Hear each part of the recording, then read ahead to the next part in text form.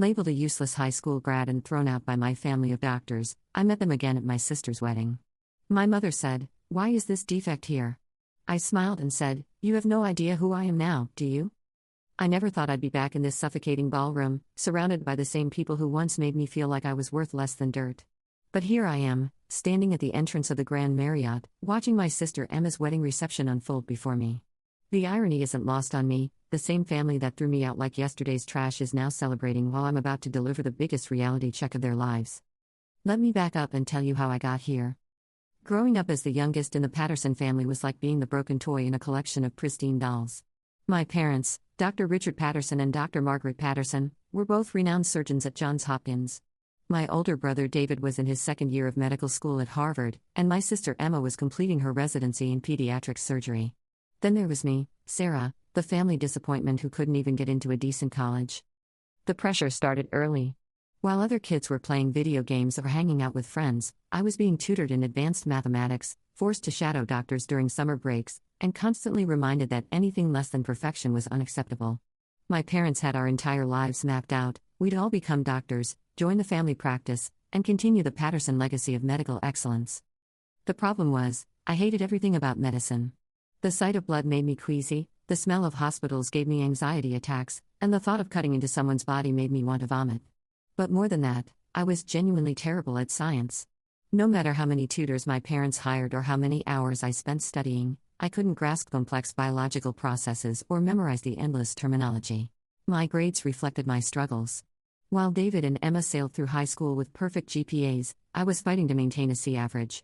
The disappointment in my parents' eyes grew more obvious with each report card, each failed test, each college rejection letter. The breaking point came during my senior year. I'd been rejected from every pre-med program I'd applied to, and my backup choices weren't looking promising either. The final straw was when I got a 2 on my AP biology exam, the same exam that Emma had aced with a perfect 5 just 3 years earlier. I remember the family meeting like it was yesterday. We sat in my father's study, surrounded by his medical degrees and awards, while he and my mother delivered their verdict with the cold precision of a surgical procedure. "Sarah," my mother began, her voice dripping with disappointment, "we've tried everything. Private tutors, extra classes, even considering getting you tested for learning disabilities. But the truth is, you're just not cut out for this family's standards." My father nodded grimly. "We've decided that it would be best for everyone if you found your own path. We can't continue to invest in someone who clearly isn't going to contribute to the family legacy." "What are you saying?" I asked, though I already knew the answer. "We're saying that once you graduate high school, you're on your own," my mother replied matter-of-factly. "We won't be paying for college, and we think it's best if you find somewhere else to live. David and Emma have bright futures ahead of them, and we need to focus our resources on supporting their success." The words hit me like a physical blow. "You're kicking me out because I'm not smart enough to be a doctor?" "We're giving you the opportunity to discover what you're actually good at," my father said, though his tone suggested he doubted I was good at anything. "Maybe trade school or community college would be more appropriate for someone with your limitations." Emma, who had been silent throughout the meeting, finally spoke up. "Mom, Dad, isn't this a little harsh? She's still our family. Family supports each other," my mother replied coldly. "Sarah has done nothing but drain our resources and embarrass us with her poor performance. It's time for her to learn what the real world is like." David, ever the golden child, added his input. "Maybe this will motivate her to actually try for once. She's been coasting on our family name for too long."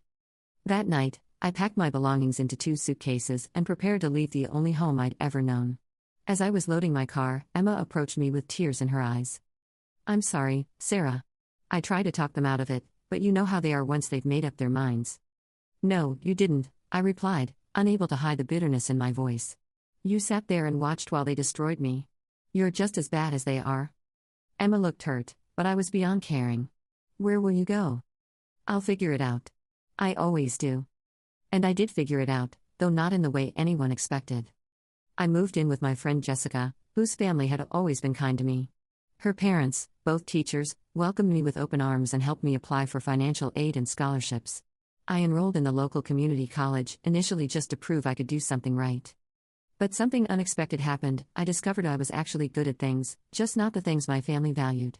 I excelled in creative writing, digital media, and business courses. For the first time in my life, I was getting A's without struggling, and I actually enjoyed learning.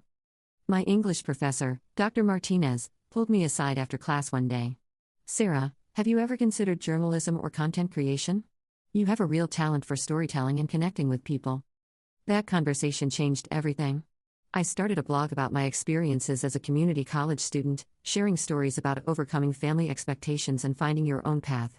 The blog gained traction, and soon I was writing for local publications and getting paid for freelance work. By the time I transferred to a 4-year university, I had already built a small but dedicated following. I majored in digital marketing and communications, graduating summa cum laude, something I never thought possible during my high school years. After graduation, I landed an entry-level position at a growing tech startup. The company specialized in educational technology, and my background in both struggle and success made me particularly effective at connecting with their target audience. I worked my way up quickly, from content creator to marketing coordinator to campaign manager. My innovative social media strategies and ability to create compelling content helped the company grow from 50 employees to over 300 in just 2 years. But I had bigger dreams.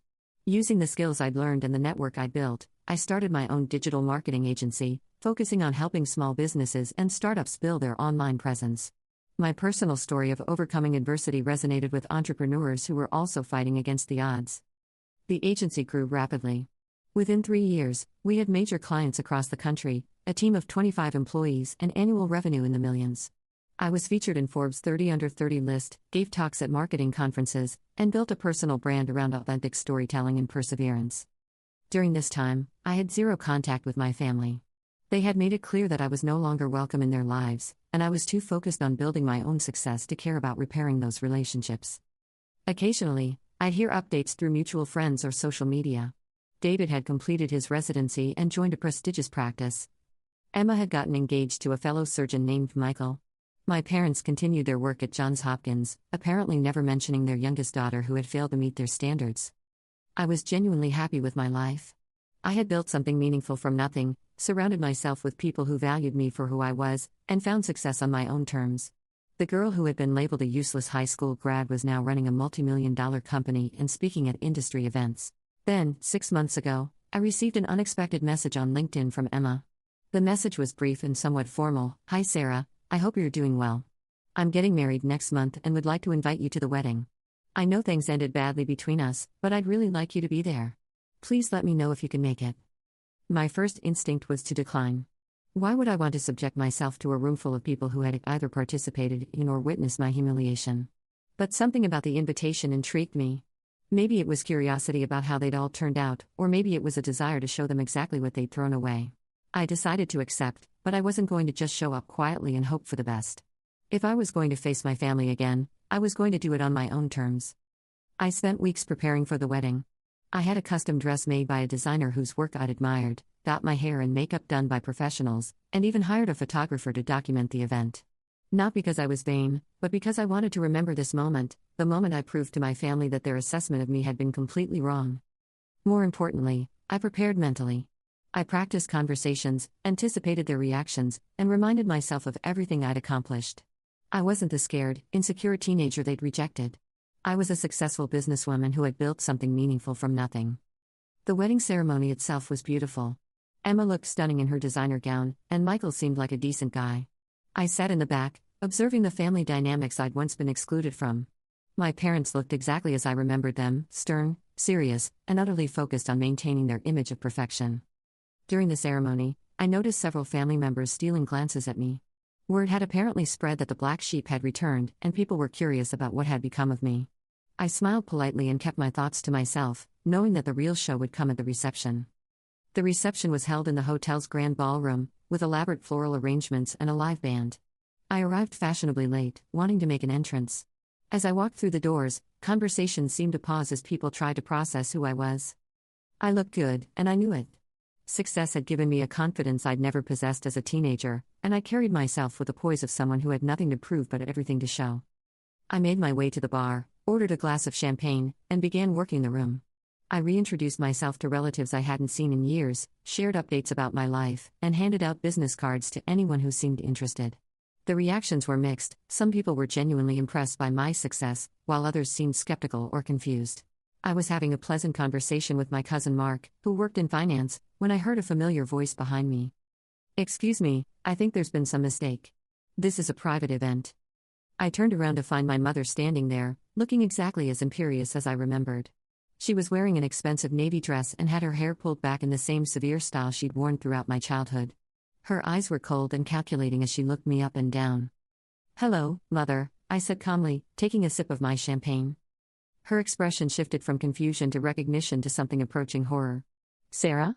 What are you doing here?" "Emma invited me," I replied simply. "It's her wedding day. I thought it would be nice to be here." My mother's face flushed red. "You have no right to be here. After everything you put this family through, after the embarrassment you caused us, you have the audacity to show up here?" Other guests were beginning to notice the commotion. I could see people turning to watch our interaction, their faces curious and concerned. This was exactly what I had hoped for, a public stage for my mother to reveal her true character. "I put the family through?" I asked, raising an eyebrow. I was 18 years old and struggling in school. "You threw me out of the house because I wasn't smart enough to be a doctor." "You were a disappointment," my mother hissed, her voice low but carrying in the acoustics of the ballroom. "You had every opportunity, every advantage, and you wasted it all. You were dragging down your siblings and costing us a fortune in tutoring and remedial classes." "And look how that turned out," I said, gesturing to myself. "I built a successful business, employed 25 people, and was featured in Forbes magazine. But please, continue telling everyone how much of a disappointment I am." My mother's eyes narrowed. "I don't know what kind of scam you're running now, but don't think you can come back here and pretend to be something you're not." This was the moment I'd been waiting for. The moment when years of preparation and success would finally pay off. I reached into my purse and pulled out my phone, opening it to a specific photo. "This is me giving a keynote speech at the National Marketing Conference last month," I said, showing her the screen. 5,000 people in attendance. The topic was building success from failure. I talked about how sometimes the best thing that can happen to you is having people who claim to love you finally show their true colors. My mother glanced at the phone, her expression shifting from anger to confusion. That's not possible. You were barely capable of passing high school." "Because I was trying to be something I wasn't," I replied. "Once I was allowed to discover my actual talents, instead of being forced into a mold that didn't fit, I thrived." Amazing how that works. By now, a significant crowd had gathered around us. I could see David approaching from across the room, his face a mixture of curiosity and concern. Emma was also making her way over, still in her wedding dress, looking mortified that her reception was being disrupted. "Sarah?" David said as he reached us. "I didn't know you were coming." "Emma invited me," I repeated. "Though apparently, I'm not welcome here." David looked between me and our mother, clearly trying to assess the situation. "Mom, what's going on?" Before my mother could answer, I continued. "I was just telling your mother about my business. Perhaps you'd like to hear about it too?" "Business?" David looked skeptical. "What kind of business?" "Digital marketing agency," I replied.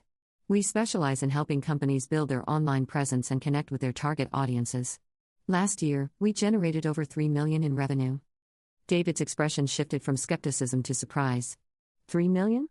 That's more than most doctors make. "Yes," I finished. "And I employ 25 people, contribute to their health insurance, and offer profit-sharing bonuses. I'm also a published author and keynote speaker." My mother was staring at me as if I'd grown a second head. "This is impossible." "You're lying." "Am I?" I pulled out my business card and handed it to David. "Feel free to look up my company online. We have a pretty comprehensive website, and you can find my Forbes article with a quick Google search." David studied the card, his medical training making him naturally analytical. "Patterson Digital Marketing Solutions," he read aloud. "Sarah Patterson, CEO and founder." "That's right," I said. I kept the family name, even though the family didn't keep me. Emma finally reached us, her face flushed with embarrassment. "What's happening here?" "People are starting to stare." "Your sister is trying to disrupt your wedding with some elaborate fantasy about being successful," my mother said dismissively.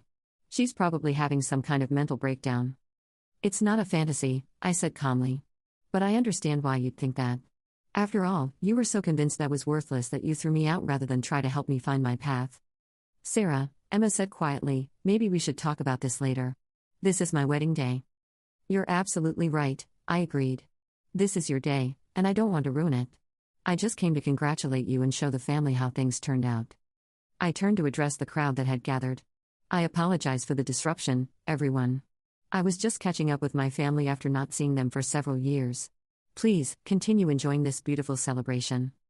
Most people began to disperse, though I could see them whispering among themselves. The story would spread quickly through the family network, and I was fine with that. My father appeared at my mother's side, clearly having been summoned by someone who witnessed the commotion. "Margaret, what's going on here?" "Richard," my mother said, "Sarah is here making up stories about being some kind of businesswoman. She's clearly having some kind of episode." My father looked at me with the same cold assessment I remembered from my childhood. "Sarah, I didn't expect to see you here." "Hello, Father," I replied. "I was just telling everyone about my company. Perhaps you'd like to hear about it?" "I think it's time for you to leave," he said firmly. "This is a family event, and you're not family anymore." The words stung, but I had expected them. Not family anymore? That's interesting.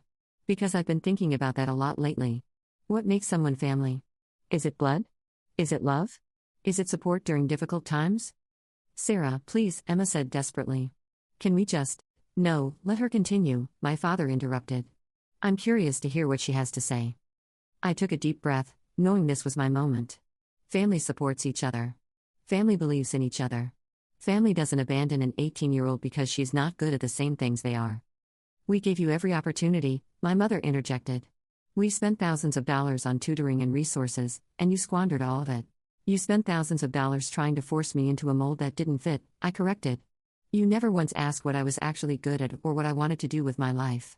You just decided that if I couldn't be a doctor, I was worthless." "Because being a doctor is a noble profession," my father said. "It's about serving others and making a difference in the world." "And what I do doesn't make a difference?" I asked. "I've helped over 100 small businesses grow and succeed. I've created jobs for 25 people. I've written articles and given speeches that have inspired thousands of people to pursue their dreams despite obstacles." "That's not the same as saving lives," David said. "Isn't it?" I replied. "I helped a single mother start an online boutique that now supports her family. I helped a veteran with PTSD launch a consulting business that gives him purpose and income. I helped a young woman who was told she wasn't smart enough for college build an online course that teaches financial literacy to teenagers." I paused, letting the weight of my words settle. "But you're right, David. I'm not saving lives. I'm saving dreams. I'm helping people who've been told they're not good enough prove that they are." My mother's face was becoming redder by the minute. "This is ridiculous. You're making all of this up." "Am I?" I pulled out my phone again and opened my Instagram account. This is my verified account with over 50,000 followers. Here's a video from last week where I'm speaking at a conference in San Francisco. I showed them the screen, where they could clearly see me on a stage, speaking to a packed auditorium. The video had over 10,000 views and hundreds of comments. "Here's another one," I continued, swiping to a different video. "This is from when I was featured on the Today Show last month, talking about entrepreneurship and overcoming adversity." David leaned in to look at the screen, his expression growing more incredulous by the second. That's really you on TV?" "It's really me," I confirmed. "And here's my company's website, with case studies and client testimonials. Here's my LinkedIn profile with recommendations from industry leaders. Here's the Forbes article where I'm quoted as an expert in digital marketing." I handed him my phone so he could scroll through the evidence himself. As he looked, his face went through a range of emotions: surprise, confusion, and what might have been the beginning of respect. This is actually real," he said quietly. "Very real," I confirmed. "And this is just the beginning. I'm launching a new division next month that focuses on helping nonprofits with their digital marketing. I'm also writing a book about building resilience and finding your path after failure." My mother snatched the phone from David's hands and began scrolling through it herself. As she looked, her face gradually drained of color. "I don't understand," she said finally. "How is this possible? You were failing in school. You couldn't even pass basic science classes." "Because I was trying to be something I wasn't," I repeated. "Once I was allowed to discover my actual strengths, I flourished. It turns out I'm very good at understanding people, telling stories, and building connections. I'm also good at seeing opportunities and taking calculated risks." "But you were so irresponsible," my father said. "You had no direction, no ambition." "I had plenty of ambition," I replied. "I just wasn't allowed to pursue it because it didn't fit your narrow definition of success. You were so convinced that being a doctor was the only worthwhile career that you couldn't see any other possibilities." Emma, who had been quiet throughout this exchange, finally spoke up. "Sarah, I had no idea you had done all this. Why didn't you tell us?" "When would I have told you?" I asked. "You all made it very clear that I was no longer part of this family. I sent emails and messages for the first year after I left, but none of you ever responded." "We didn't get any messages," Emma said, looking confused. I sent them to the family email and tried calling, I replied. I'm sure your parents intercepted them. All eyes turned to my mother, whose face was now completely pale. We thought it was best not to encourage her delusions, my mother said, referring to the messages I had sent. Her delusions? I repeated. You mean my attempts to stay in contact with my family? You were supposed to learn independence, my father said, but his voice lacked its usual conviction. I did learn independence, I replied. I learned that I didn't need your approval or support to be successful. I learned that the people who truly matter are the ones who believe in you even when you don't believe in yourself. I looked around at the faces surrounding me, my parents, who looked shell-shocked, David, who seemed to be processing everything, Emma, who looked guilty and confused, and the various relatives and family friends who had witnessed this entire exchange. I didn't come here to cause a scene, I continued. I came here to support Emma on her wedding day and to show all of you that your assessment of me was wrong. I've built a life I'm proud of, surrounded by people who value me for who I am, not who they think I should be. My mother was still staring at my phone, scrolling through photos and videos of my success. But you were so ordinary. There was nothing special about you. There was nothing special about me that you recognized, I corrected. But that says more about your limitations than mine. Sarah, Emma said, tears beginning to form in her eyes, I'm so sorry. I should have stayed in touch. I should have stood up for you more. Yes, you should have, I replied honestly. But you were protecting your own position in the family. I understand that now. Can we start over? Emma asked hopefully. I'd like to get to know who you've become. I considered her request carefully. I'd be willing to try, but it would have to be genuine. I'm not interested in surface-level relationships or being treated like a charity case. I understand, Emma said quickly. I want to know about your business, your life, everything. I want to be a real sister to you. I looked at David, who was still holding my phone. What about you, David? Any interest in getting to know your successful sister? David looked uncomfortable but nodded. I owe you an apology. We all do. I was wrong about you, and I'm sorry. Apology accepted, I said. But actions matter more than words. If you want to rebuild a relationship with me, you'll need to prove it. Finally, I turned to my parents. My mother was still staring at my phone in disbelief, while my father looked like he was trying to process everything that had just happened. And what about you two? I asked. Are you ready to admit that maybe, just maybe, you were wrong about me? My mother looked up from the phone, her eyes filled with something I'd never seen before, uncertainty. I don't understand how this happened. You were failing at everything. I was failing at what you wanted me to do, I said. That's not the same thing as being a failure. But we only wanted what was best for you, my father said weakly. No, I replied firmly. You wanted what was best for your image of this family. You wanted to be able to say that all your children were doctors, continuing the family tradition. You never once asked what would be best for me as an individual. I took a step closer to them, my voice becoming more intense. Do you know what the worst part was? It wasn't being thrown out of the house. It wasn't being told I was worthless. It was believing you. Sarah. My mother started. No, let me finish, I interrupted. It took me years to unlearn the damage you did to my self-esteem. Years to believe that I was capable of anything worthwhile. Years to trust my own judgment instead of constantly second-guessing myself. I paused, letting the weight of my words settle. But you know what? I'm grateful for it now. Being rejected by you forced me to find my own path, to discover my own strengths, to build my own definition of success. If you had supported me in a half-hearted way, I might never have pushed myself to achieve what I have. My mother was crying now, though she was trying to hide it. We thought we were doing the right thing. We thought we were teaching you responsibility. You were teaching me that love is conditional, I replied. That acceptance depends on meeting arbitrary standards set by others. That's not parenting, that's manipulation. We're sorry, my father said quietly. We were wrong. I studied his face, looking for signs of sincerity.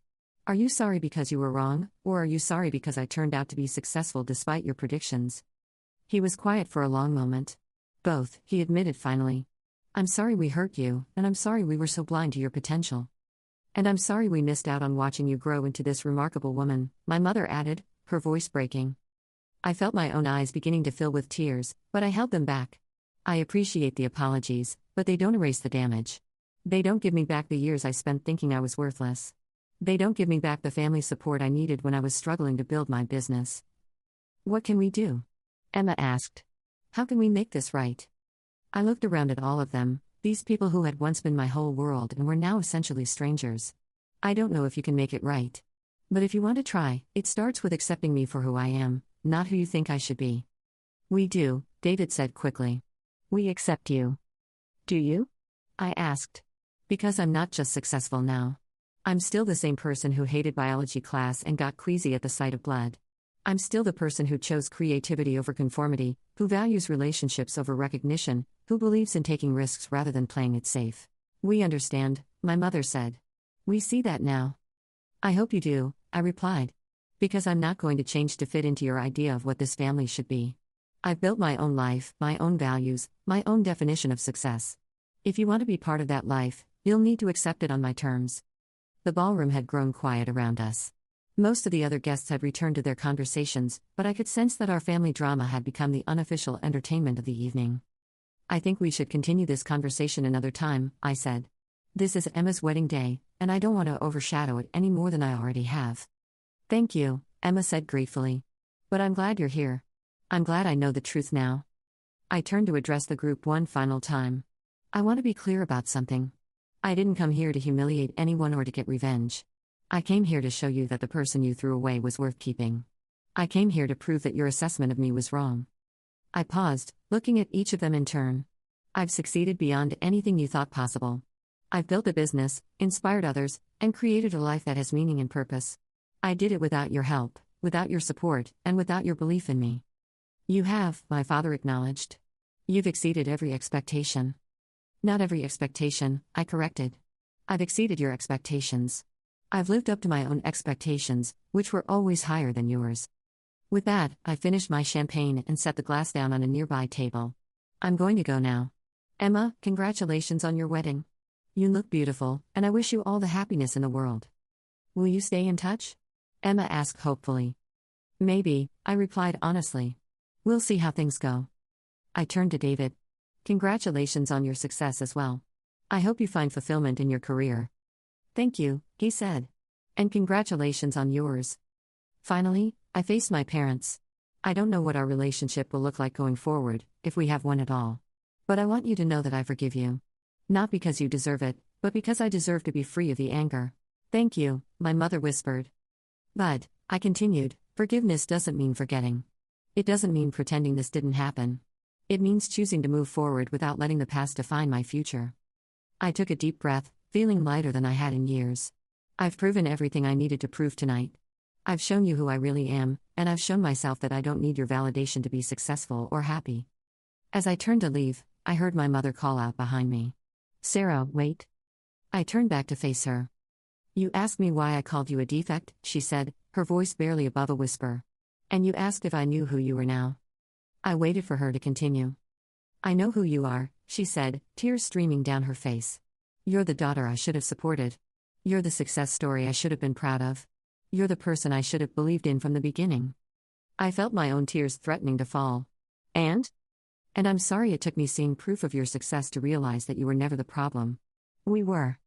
I nodded, accepting her words but not quite ready to trust them completely.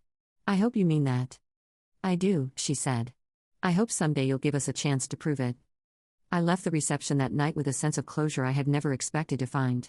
I had faced my family, shown them who I had become, and proven to myself that I was stronger than the pain they had caused me.